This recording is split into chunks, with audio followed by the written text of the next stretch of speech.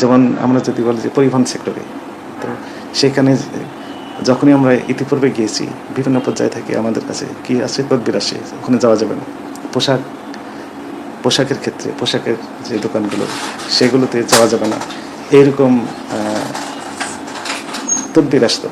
হ্যাঁ, সরকারের কিছু পরিকল্পনা এখানে ছিল একদম সরকারের উচ্চ পর্যায়ে, যেমন কিছু কিছু প্রোডাক্ট, বিদেশি প্রোডাক্ট ইম্পোর্টের ক্ষেত্রে যে ডিউটি ছিল উচ্চ হারে, সেটি অনেকটা মিনিমাইজ করে দেওয়া হয়েছে, ছাড় দেওয়া হয়েছে, কমিয়ে দেওয়া হয়েছে।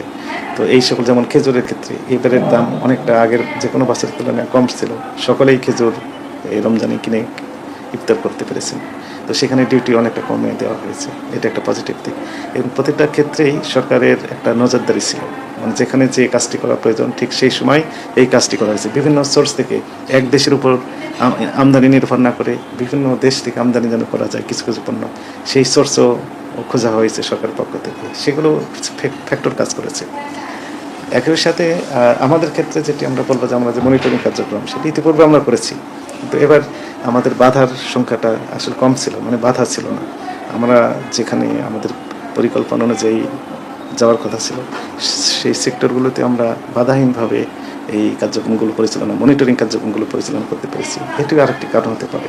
যেমন আমরা যদি বলি যে পরিবহন সেক্টরে, তো সেখানে যখনই আমরা ইতিপূর্বে গিয়েছি বিভিন্ন পর্যায়ে থেকে আমাদের কাছে কি আসে, তদবির আসে, ওখানে যাওয়া যাবে না। পোশাকের ক্ষেত্রে পোশাকের যে দোকানগুলো সেগুলোতে যাওয়া যাবে না, এইরকম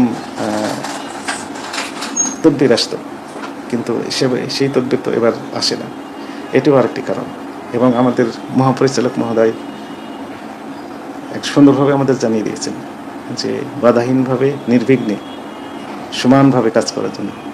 যদি কোনো বাধা আসে তাহলে দায়ী দায়িত্ব উনি নিজে নেবেন, এমনটি আমাদেরকে জানিয়েছে। ফলে আমরা বাধাহীনভাবে নির্বিঘ্নে কাজ করতে পেরেছি, এটিও আরেকটি কারণ আপনি বলতে পারেন। এখানে এই যে একটা প্যাকেজ, সরকারের উচ্চ পর্যায়ে নীতি নির্ধারণ পর্যায় থেকে শুরু করে একদম ফিল্ড লেভেলে বাস্তবায়ন যেখানে হচ্ছে, এই মনিটরিং কার্যক্রম, এই সব কিছু মিলেই মূলত আমার মনে হয় এবারের ঈদটা অনেকটা স্বস্তিদায়ক হয়েছে।